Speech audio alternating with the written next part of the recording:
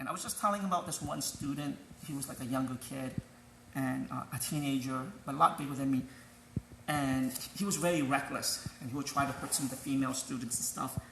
And at times when he spar with me or grapple with me, he tries to beat me up. And I have very good control, so I don't hurt anybody.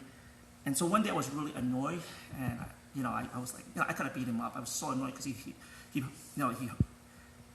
injured me, right? Because he was so reckless and so like determined to like show how tough he is. But he failed to understand that, you may be training with a sensei or older gentleman or older guy, and you need him to be around so that he can teach you stuff. He may not move as well as you or flow as well or whatever, but the knowledge that he has, you don't have to beat him. When you spar with him, look at his movement, feel his movement, and your job is to mimic and soak all that up. That way, when you spar with someone your own size or physicality, you can employ the strategies or the insight that your sensei have. But if you beat up your sensei, boom, that knowledge is gone. And then that means you have to reinvent the wheel again. And that means you cannot build on the shoulder of giant. So I want to tell you a really funny story. So there was a cat who trained a lion how to hunt, how to fight. Right? So this is like a folk tale. And the lion learned from this cat. They spent maybe 9-10 years learning from this cat, And then one day the lion said, I'm the king of the jungle. I don't want people to know that I learned from a cat. So he chased the cat and tried to kill the cat. And the cat ran up the tree, right? And the lion couldn't climb the tree. And he was like, hey, how come I can't climb the tree? You did not teach me that. And the cat goes, the master never shows everything to the student, just in case one day the student turned on the master, right? So it's a funny story, but in the old Japanese tradition and also Chinese tradition, when a student becomes a student of a master or a sensei, in the Chinese tradition, there's a tea ceremony, right? So tea ceremonies are very formal. When you do a tea ceremony, it means that you are pledging allegiance or loyalty to that family. So in the Chinese tradition, when a couple gets married, they do tea ceremony and they serve tea to all the in-laws to show that going forward they will take care of the in-laws, right? So they do a tea ceremony.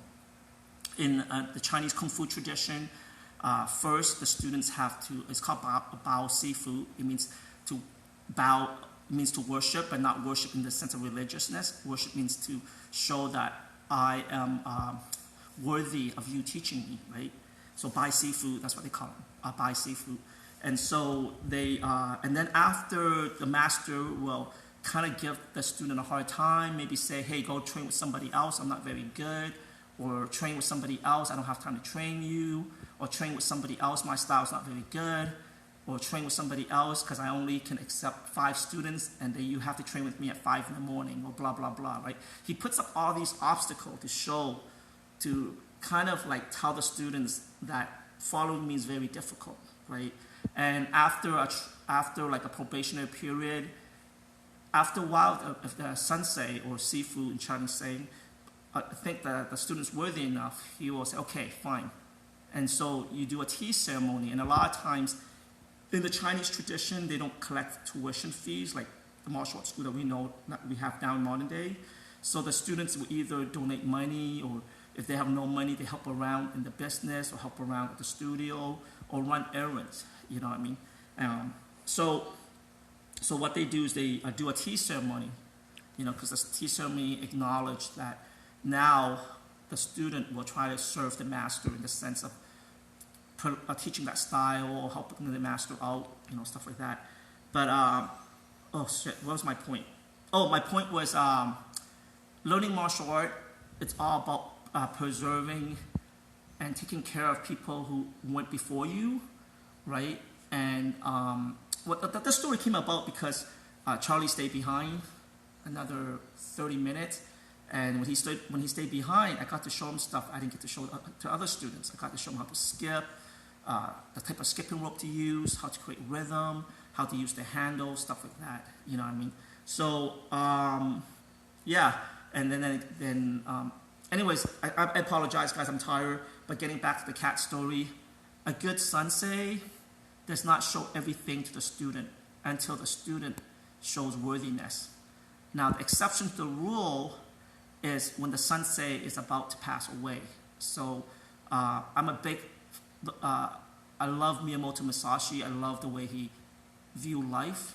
Okay, and at the end of his life, he was a poet, calligrapher, and he wrote several books, right? And Miyamoto Musashi, when he passed away, he wrote the 21 Rules, the way of walking alone, right? And there was 21 rules that he gave to his most faithful disciple, his most talented disciple.